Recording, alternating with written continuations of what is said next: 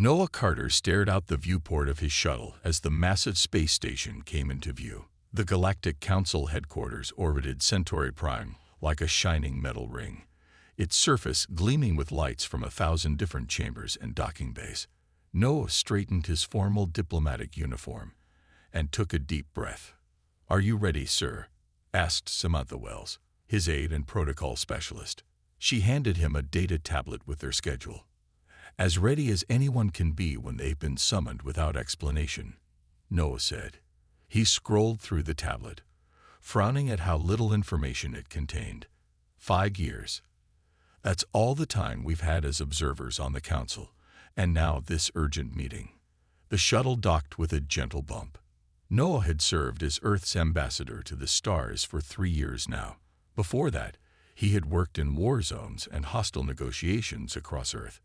Those experiences had earned him a reputation for bluntness that made him both respected and sometimes unwelcome in diplomatic circles.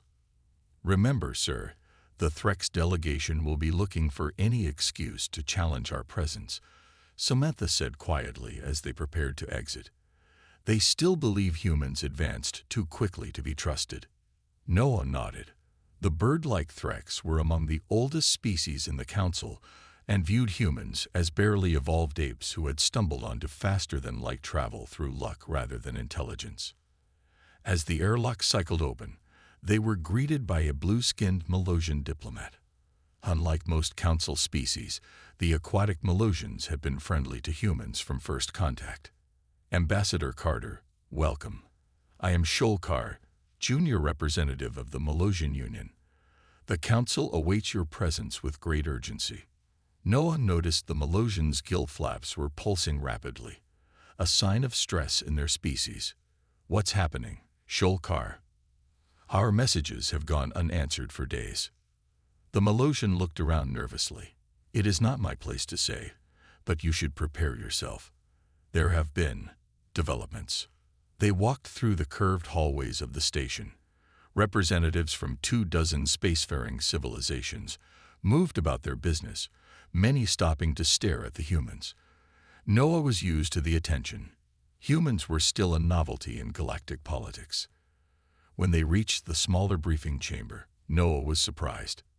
He had expected to be brought to the main council hall. This room was used for sensitive matters. Inside, 7 representatives sat in a half-circle. At the center was High Speaker Ziv Torax of the Galactic Council, a tall, gray-skinned being whose species had been among the founders of the Council 50,000 years ago. "Ambassador Carter," Ziv Torax spoke without warmth. "Your presence was required because matters now touch upon human interests. Please be seated." Noah and Samantha took their places. On a large display screen, images appeared showing devastated planets and ruined space stations. 3 cycles ago, we detected expansion from a previously contained aggressive species known as the Vex, Ziv Torax explained. "They have conquered 14 systems in the outer reaches." The Threx representative, Kruvak, clicked his beak in irritation. "We should not be sharing this level of information with observer species." Noah leaned forward. "If this concerns humanity, we have every right to know." Ziv Torax raised a long-fingered hand for silence. "It concerns you directly. The Council has decided upon a course of action. We will establish a buffer zone by seeding certain frontier systems to satisfy Vex territorial demands." Images appeared on the screen of 2 human colony worlds. Noah felt his blood run cold. "These recently established human settlements fall within the proposed concession area," Ziv Torax continued. "The Council expects Earth to comply with evacuation orders within 30 days. Noah stood up so quickly that his chair fell backward. "You expect us to abandon our colonies without a fight, without even consulting us first?" "The decision has been made," Ziv Torax said firmly. "War with the Vex would be catastrophic for all Council races. Some sacrifices are necessary." Noah looked at Samantha, whose face had gone pale. He turned back to the Council representatives with narrowed eyes. "I need to speak with Earth immediately." Noah paced back and forth in the small communication room the Council had provided. The secure quantum link to Earth took time to establish, even with the most advanced technology. Samantha stood nearby, rapidly taking notes on her tablet. They can't seriously expect us to just give up New Eden and Liberty Point, Noah said. The two human colonies were small but thriving. Nearly 50,000 people lived on those worlds now. Those people have built lives there. The Council has always favored stability over confrontation, Samantha replied. Their oldest members have lived through terrible wars. They fear another one. The communication screen finally flickered to life. Admiral Olivia Rodriguez appeared, her expression serious. As head of Earth's Space Defense Force, she had direct authority during any crisis involving human colonies. Ambassador Carter, your message was marked urgent. What's happening? Noah explained the situation quickly. As he spoke, the Admiral's face grew darker. This explains a lot, she said when he finished. Our deep space monitoring stations detected unusual activity near the Vex borders 3 months ago. We sent the information to the Council, but they never responded. They kept it from us, Noah said, anger rising in his voice. They were planning this surrender all along. Admiral Rodriguez turned to someone off-screen and gave quick orders. When she looked back at Noah, her decision was clear. We've been studying the Vex since we first learned about them from the Council archives. Our military analysis suggests something the Council is missing or ignoring. What's that? Noah asked. The Vex operate on a conquest pattern. They demand territory, and when it's given freely, they always demand more. It's part of their culture. They see compromise as weakness. The Admiral's voice was firm. Earth's official position is that we refuse to abandon our colonies or citizens. Furthermore, we believe the Council's appeasement strategy will fail. Noah nodded. This matched his own thinking. I'll inform them. There's more, the Admiral added. We're dispatching a defensive fleet to both colonies immediately. The Council won't like it, but we won't leave our people unprotected. After the call ended, Noah and Samantha returned to the Council chamber. The representatives were still there, waiting. Earth has reached a decision, Noah announced. We will not abandon our colonies. The room erupted in noise. The Threx representative Kruvak rose from his seat, feathers puffed in anger. This is exactly why primitive species should not be allowed Council privileges. They cannot see beyond their own selfish interests. Ziv Torax raised his hand for silence. Ambassador Carter, perhaps you do not understand the gravity of this situation. The Vex are not a force that can be reasoned with or fought conventionally. Their technology exceeds that of many Council races, including humans. Noah asked directly. There was uncomfortable silence. We don't know, admitted Ziv Torax finally. Your species has developed military technology at an unusual rate. Noah looked around the room, studying each representative's face. Has any species here actually fought the Vex, or are you all just afraid of what might happen if you tried? More silence followed. Noah noticed the Melosian representative, Sholkar, shifting uncomfortably. Earth will defend its colonies, Noah continued, and we believe surrendering territory will only encourage the Vex to demand more in the future. After the tense meeting ended, Noah and Samantha were preparing to return to their temporary quarters when Sholkar approached them in an empty corridor. Ambassador Carter, the Melosian said in a low voice, there is something you should know. My people encountered the Vex long ago, before their current expansion. What you said about their conquest pattern is correct.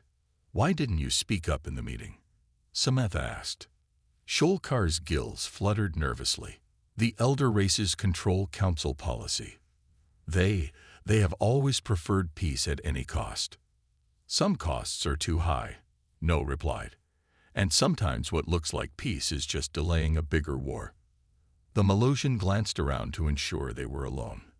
If you are planning to address the full Council, I may be able to help provide historical evidence that supports your position. The Melosian archives contain records from our earlier encounters. Noah extended his hand in the human gesture of agreement. After a moment of hesitation, Shulkar reached out his webbed hand to complete the shake. "I think this might be the beginning of an important alliance," Noah said. Noah spent the next day in his quarters reviewing the data Shulkar had sent. The Melosian records were clear. 200 years ago, the Vex had demanded a small sector of Melosian space. When it was given to them, they had returned 6 months later wanting more. "This pattern is consistent across 3 different species," Samantha said, pointing to her analysis on the large screen. "The Vex take what's offered, then return with bigger demands every time." Noah nodded. "And the Council's solution is just to keep giving them what they want." A soft chime indicated an incoming transmission. Admiral Rodriguez appeared on screen, her uniform slightly wrinkled as if she hadn't slept. "The defensive fleet has reached New Eden," she reported. "We've received an official protest from the Council about military mobilization, but no direct interference yet." "What about the Vex?" Noah asked. "Our long-range scanners have detected their ships moving closer to both colony worlds. They know we're not evacuating." The Admiral's face was grim. "We've also completed more analysis of their tactics based on the records you sent." She sent a file that opened on Noah's screen. It showed attack patterns and strategies from previous Vex conquests. "They always follow the same steps," she explained. "First demands, then shows of force, then targeted strikes against civilian targets to cause panic. They want their enemies afraid before the real fighting starts." Noah studied the patterns. "Have you shared this with Earth's government?" "Yes. I've just come from an emergency meeting. Earth has decided to take a stand, not just for our colonies, but for the stability of this entire sector." The Admiral's voice was firm. "You're authorized to present our full position to the Council." After the call ended, Noah turned to Samantha. "I need you to prepare a presentation with all this evidence. Make it simple enough that any species can understand, regardless of their cultural background." "What are you planning to do?" she asked. "Something that might end my career," Noah replied with a grim smile. "I'm going to tell the Council that their whole approach is wrong." Later that day, Noah received a message that the full Galactic Council would convene the next morning. All 117 member species would be represented, with thousands more watching the proceedings from across the galaxy. That night, Noah couldn't sleep. He stood at the window of his quarters, looking out at the stars. Somewhere out there, human colonists were preparing defenses, scared but determined to protect their new homes. Behind him, Samantha was still working on data analysis with Dr. Eric Freeman, a human expert on alien psychology who had arrived on the late shuttle. "I think I found something interesting," Eric said, looking up from his screen. "The Vex communication patterns suggest they respect strength above all else. In fact, they appear to view the Council's peaceful offers as proof of weakness. So every time the Council tries to negotiate peacefully," Noah began, "the Vex become more convinced they can take whatever they want," Eric finished. The next morning, as they walked toward the great chamber of the Galactic Council, Samantha handed Noah a tablet with suggested talking points. "These are more diplomatic approaches," she said nervously. "Perhaps we could start with these before moving to the stronger statements." Noah skimmed through her notes. They were carefully worded, full of respectful phrases and gentle suggestions. He handed the tablet back to her. "I appreciate the work, Sam, but I don't think gentle words will work today." The doors to the great chamber opened. Inside, representatives from across the galaxy sat in rising tiers around a central speaking platform. The chamber hummed with the universal translators working to convert 100 different languages. High Speaker Ziv Torax gestured for Noah to approach the central platform. As he walked forward, Noah noticed the Melosian delegation giving him subtle signs of support. A few other younger species also seemed to watch him with hope rather than contempt. Noah took his place at the center of the chamber, feeling the weight of thousands of alien eyes upon him. This moment would change everything. Noah took a deep breath as the chamber fell silent. Thousands of eyes from hundreds of species watched him, some with hope, many with doubt, and more than a few with open hostility. The speaking platform glowed softly beneath his feet, its ancient technology ready to amplify his words and translate them instantly to all present. Samantha stood at the edge of the delegation area, clutching her tablet with the carefully prepared diplomatic phrases that Noah had no intention of using. This moment called for truth, not careful wording. Honored representatives of the Galactic Council, Noah began, his voice steady. I stand before you today, not just as Earth's ambassador, but as a voice of warning. The vast chamber remained quiet. Even the usually chatty Threx delegation seemed interested in what the human would say. For 5 years, humanity has observed the workings of this council. We have learned much about the history and traditions that bind these hundreds of worlds together. We respect the peace you have maintained for thousands of years. Noah paused, looking directly at Zivtorax. But today, that peace faces a threat that cannot be appeased, bargained with, or simply avoided by giving away the homes and lives of those deemed expendable. Murmurs spread through the chamber. Noah continued before they could grow louder. After careful analysis of the Vex threat pattern, humanity has reached a conclusion that may shock this assembly. He straightened his shoulders and spoke the words that would soon be repeated across the galaxy. War with the Vex is inevitable. The chamber erupted. Dozens of representatives stood, some shouting protests in their native languages that the translators struggled to keep up with. Kruvak, the Threx representative, was screeching so loudly that those near him covered their hearing organs. Not possible, not probable, inevitable. Noah continued over the noise. Their cultural and strategic paradigm makes conflict unavoidable. The only variable is whether we face them as a united front or allow them to consume us system by system. Zivtorax raised all 4 of his arms, calling for order. Slowly, the chamber quieted, though the tension remained thick in the air. Ambassador Carter, Zivtorax said, his voice carrying the weight of 50,000 years of his species' history. Such pronouncements are dangerous. The council was founded specifically to prevent war, not encourage it. I am not encouraging war, Noah replied firmly. I am recognizing its inevitability with this specific enemy. The Vex view concessions as weakness. Each system we surrender only convinces them to take more. This is the typical human response, Kruvak said with contempt. Your species has known nothing but war throughout your history. You see it everywhere because violence is in your nature. Noah nodded. Yes, our history is filled with conflict. That's precisely why we recognize this pattern. We have made the mistake of appeasement before, and we learned that facing uncomfortable truths earlier saves lives in the end. He gestured, and the large screens around the chamber displayed the data Samantha and Eric had prepared. Historical records of Vex expansions, statistical analyses of their tactics, and the clear pattern of escalating demands after each successful territory grab. The Vex have never stopped with initial concessions, not once in their recorded history. They will take the systems offered, including our colonies, and return for more within a standard year. A new voice joined the conversation. The Taraki representative, an insectoid being known for their logical approach, spoke up. Our computational models have suggested a similar conclusion, though we had not presented it yet. The human assessment has merit. Noah felt a small surge of hope at this unexpected support. Earth has already moved defensive forces to protect our colonies. We do not seek conflict, but neither will we abandon our people. And we believe that preparing for the inevitable now will save far more lives across all our civilizations.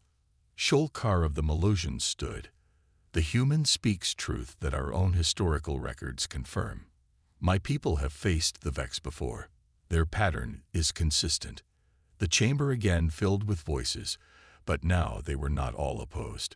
Some were questioning, curious, even supportive. Noah caught Samantha's eye. She gave him a small, tense smile. For better or worse, the galaxy was listening. The next 3 days passed in a blur of meetings, arguments, and data presentations. Noah barely slept as he, Samantha, and Dr. Eric Freeman worked to convince more council members that the Vex threat required a united response. Their temporary office on the station had become a busy hub. Representatives from 17 species had visited to discuss the human position privately. Not all were convinced, but the fact that they came at all was progress. The Terraki computational models are extremely helpful, Eric said, studying the complex projections the insectoid beings had shared. Their predictions match ours almost exactly. Samantha looked up from her work. We have another problem. I found evidence that several elder races have commercial agreements with the Vex. Noah frowned.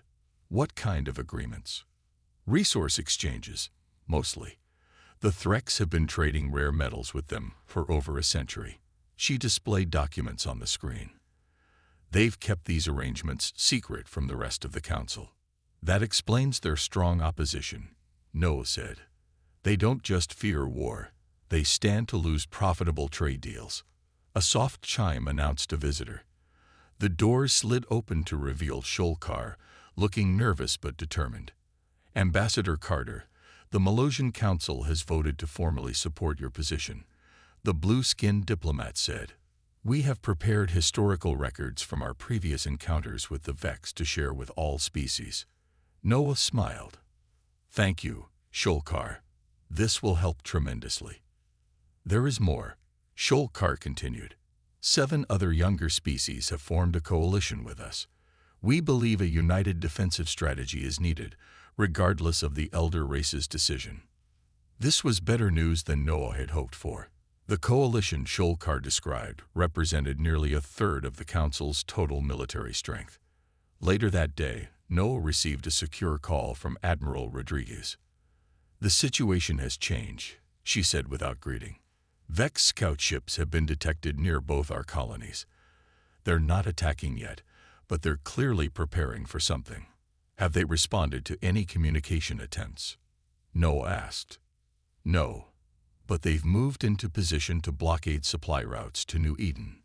The Admiral's expression was grim. Earth government has authorized me to offer our defensive capabilities to any allied worlds that may be targeted next. Noah nodded. That will strengthen our position here. Several species are worried about defending their own frontier systems. After the call ended, Noah joined Samantha and Eric as they prepared for the next council session. The Great Chamber would be even more crowded today as news of the human position had spread across the galaxy. I've divided the presentation into 3 parts, Samantha explained. First, the historical evidence from the Malosians. Then the Terraki computational models. Finally, the human analysis and proposed response. Eric looked worried. The elder races still control most votes. They might simply overrule everything we present. Then we'll need to appeal to the practical concerns of the middle factions, Noah replied. Species like the Dorans and the Volteri have too much to lose if the Vex expand further. When they entered the Great Chamber, Noah immediately noticed the changed atmosphere. The representatives seemed divided into clear groups now. The elder races in one section, the human Malosian coalition in another, and a large number of undecided species watching both sides carefully. High Speaker Ziv Torax called the session to order. The Council reconvenes to continue discussion of the Vex territorial demands and the human response. Before Ambassador Carter presents, we have received a direct communication from the Vex leadership. The main display screens flickered to life. For the first time, Noah saw a Vex. The being had gray-green skin stretched tight over a bony face, with 4 glowing yellow eyes. When it spoke, the universal translators converted its harsh language. Your discussion is noted. Your resistance is futile. We require the territory specified. We now add 4 additional systems to our demands. You have 10 cycles to comply. Further delay will result in consequences. The transmission ended abruptly. The chamber remained silent for several moments. Noah stepped forward. I believe the Vex have just proven our point. Noah's words hung in the air as the council chamber erupted into chaos. The Vex message had done what days of human arguments could not. It showed the expanding nature of their demands clearly to all species present. 4 more systems, a representative from the plant-like Doran species called out. 2 of those contain our agricultural worlds. Ziv-Torax struggled to maintain order. When the noise finally settled, Noah stood at the center of the chamber again. "The pattern we predicted is already happening," he said calmly. The Vex sensed our hesitation and immediately increased their demands. "This will continue with each concession we make." Kruvak of the Threx stood, his feathers ruffled in agitation. Perhaps if the humans had not moved military forces, the Vex would not have escalated. Before Noah could respond, the Tereki representative clicked forward. "Our models show no correlation between defensive positioning and Vex demand increases. They would have expanded their claims regardless." Support for Noah's position grew over the next few hours as more species realized their worlds might be next. But as the session ended, Noah knew they still faced powerful opposition from the elder races who controlled the Council's formal decisions. As Noah left the chamber with Samantha and Eric, a Threx aide approached them in the corridor. "Ambassador Carter, watch your steps carefully," the bird-like alien hissed quietly. "Not everyone appreciates your warmongering." Samantha stepped between them. "Is that a threat?" The Threx merely blinked its 4 eyes and walked away. "We need to be careful," Noah said as they continued toward their quarters. "The elder races have too much to lose if their Vex dealings become public knowledge." That night, Noah couldn't sleep. He stood looking out at the stars, thinking about the 2 human colonies now facing Vex ships. His door chimed unexpectedly. When it slid open, a small hovering device flew into the room before he could react. "Noah, down!" Samantha yelled from the hallway. She had been working late and was returning to her own quarters. Noah dropped to the floor as the device exploded. The blast was small but powerful, destroying the window and sending deadly fragments flying through the room. If he had been standing where he was moments before, he would have been killed instantly. Security forces arrived quickly. The assassination attempt was clumsy but nearly successful. No one claimed responsibility, but Noah had his suspicions. "You cannot return to your quarters," Sholkar said when he arrived. "The Malosian delegation offers you protection in our section. It would be difficult for anyone to reach you there." Noah accepted the offer gratefully. The attack had only strengthened his resolve. The next morning, Noah received news that Admiral Rodriguez had expanded Earth's defensive perimeter to include the nearest Malosian colony as a show of solidarity. The Tereki had done the same for Liberty Point, positioning their advanced ships to help protect the human settlement. When the Council reconvened, Noah presented a new proposal that would later become known as the Carter Doctrine. "Each species must decide their own course," he began, "but Earth offers the following: a united defense perimeter across multiple species' territories, sharing of military technology, and a clear message that any attack on one allied world will be treated as an attack on all." "You propose a military alliance?" Ziv-Torax asked, his tone disapproving. "I propose a defensive one," Noah corrected, "open to any species who recognizes that the Vex cannot be appeased. We do not seek conflict, but we will be prepared for it." The Malosian representative stood. "The Malosian Union joins this alliance." As do the Tereki, added their insectoid representative. One by one, 11 species declared their support. It wasn't a majority of the Council, but it represented enough combined strength to form a credible defensive bloc. As the session ended, Noah received an urgent message from Admiral Rodriguez. The Vex had given their response to the growing alliance. They had just destroyed an unmanned Malosian observation post in a show of force. The Vex message was simple: resistance has consequences. Noah looked at Samantha with grim determination. And so does aggression. The destruction of the Malosian observation post changed everything. Images of the attack spread across all Council worlds, showing the Vex's brutal efficiency. The small station had been completely destroyed, leaving nothing but floating debris. Noah stood with Sholkar as they watched the Malosian memorial service for the automated station.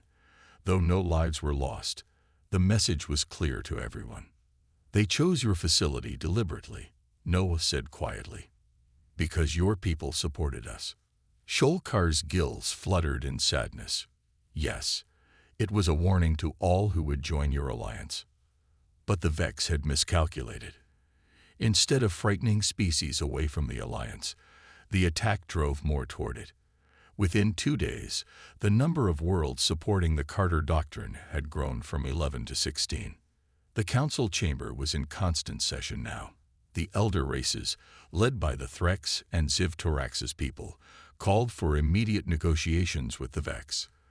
The growing alliance, now informally called the Defense Coalition, argued for a strong, united stand. "We've received word from Admiral Rodriguez," Samantha told Noah as they prepared for another council session. "Earth is sending its newest warships to join the defense line. They'll arrive within 3 days." Noah nodded. "And the colonies?" "Both are preparing emergency shelters and evacuation plans, just in case. But most colonists have chosen to stay." She looked at him with concern. "They believe in what you're doing here, Noah." The weight of responsibility felt heavy on Noah's shoulders. If he was wrong, if the unified defense stance failed, those colonists might pay with their lives.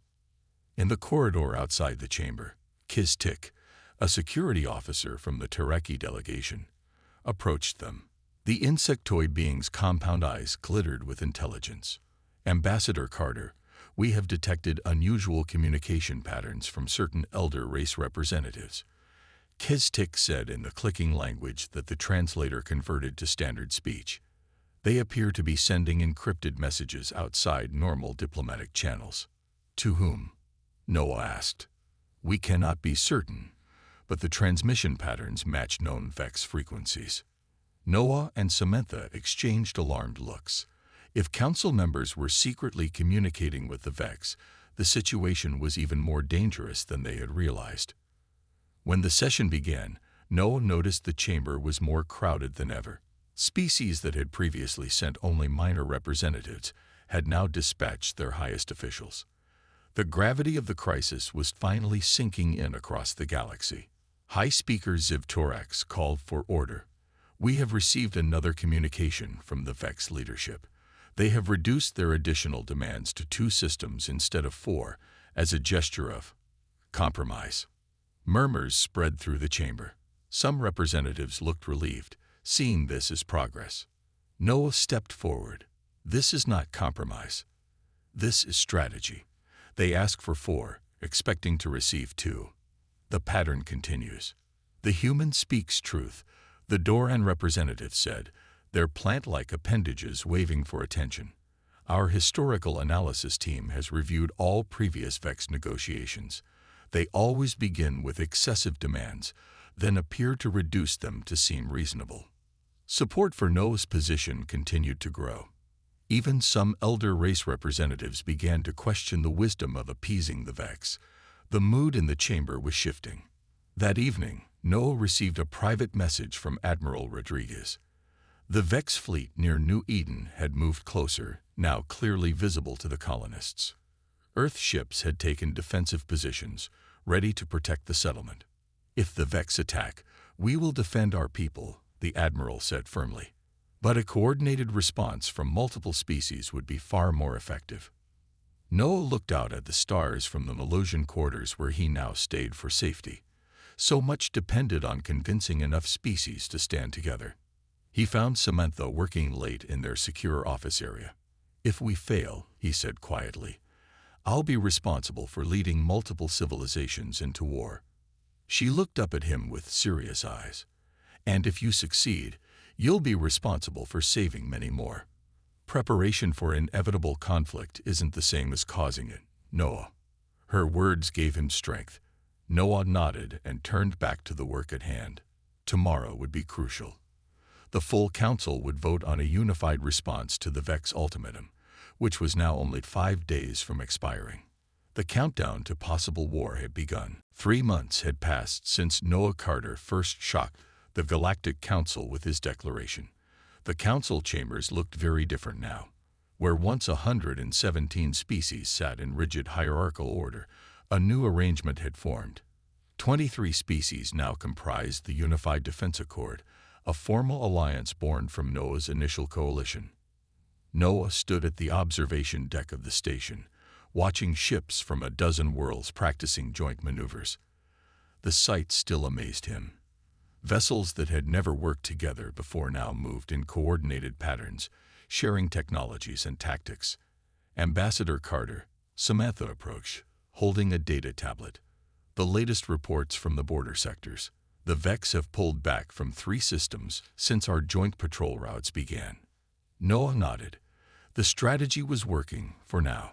After the Council vote, which had narrowly supported a unified defensive stance, the alliance had grown stronger each week. Even some elder races had eventually joined, though the Threx remained firmly opposed. "Any word from New Eden?" he asked. "The colony is thriving," Samantha smiled. "They've named their new community center after you."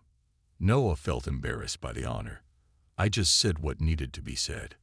It was Admiral Rodriguez and the defense forces who protected them. Sholkar and Kistik entered the observation area. The Malosian and Taraki had become Noah's closest allies and friends over the past months.